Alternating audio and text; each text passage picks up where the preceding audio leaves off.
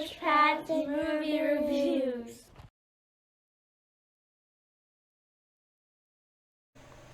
Hi everyone, Average Pat here to sit to chat today about the movie The Fast and Furious presents Hobbs and Shaw.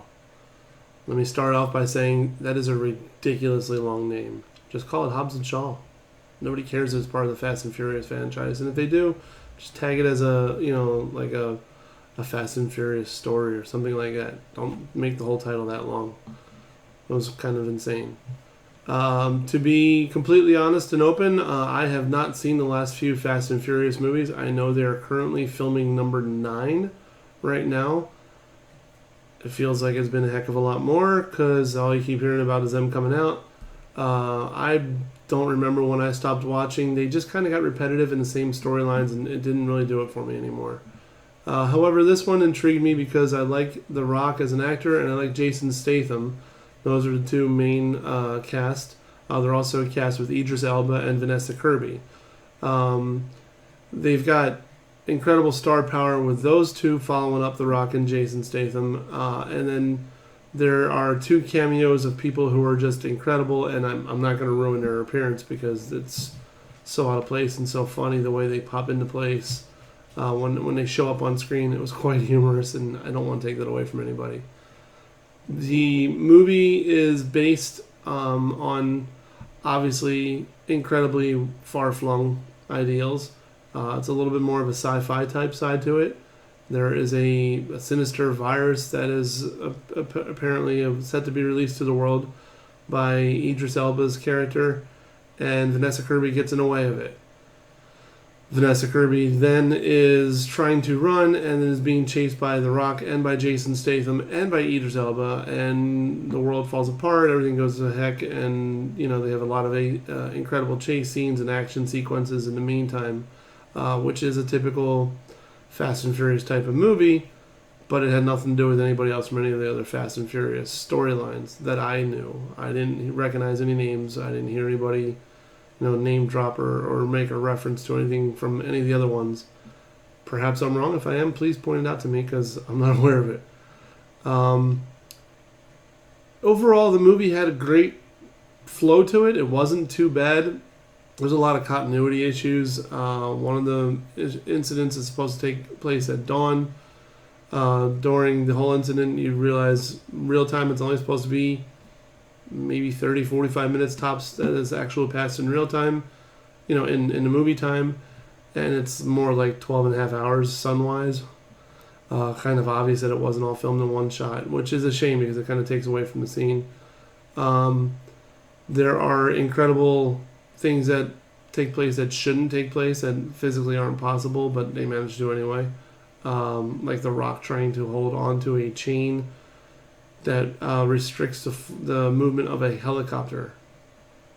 It's on the trailer, so I'm not spoiling anything, but come on, physics wouldn't even come close to happening. So, little things like that, but again, it's a far-fetched, it's a sci-fi-ish movie. It has its little kicks to, some people enjoy. It's an intense scene, there's no question of that. There's a lot of references to just a good buddy cop type movie. It's more of like a Tango and Cash, Shanghai Nights type movie where they hate each other, they get each other along with each other, they can't stand each other, they get along with each other, they throw insults at each other constantly, but they're actually decent people, and they realize in the long run that they are not supposed to be fighting, they're supposed to be helping, but they still throw insults at each other. It kind of goes back and forth that way for the whole movie, which keeps it entertaining, keeps you on your toes. You don't know exactly what's going to happen at what point. Some of the action sequences are quite a bit unrealistic and just a little too much.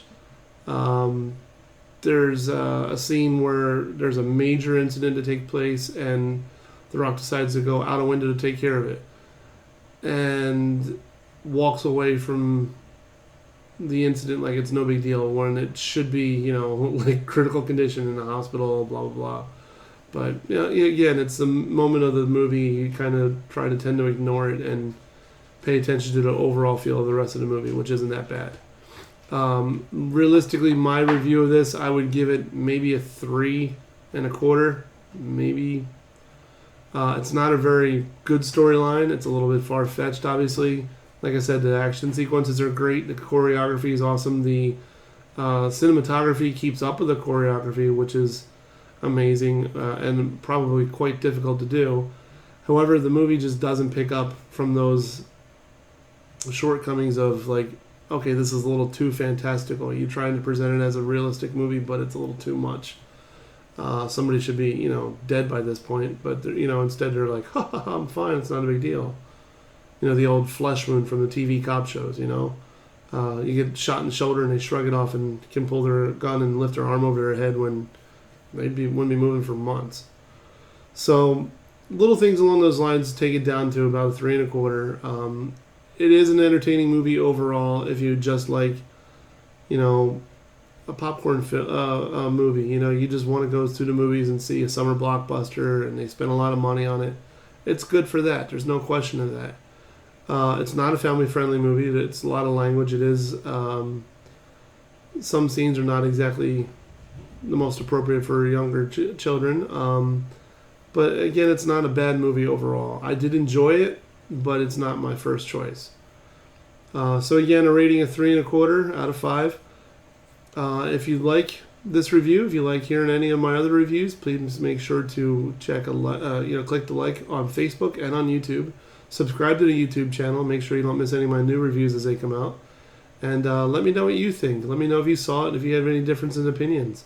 If you want me to review any movies, give me a comment. Let me know.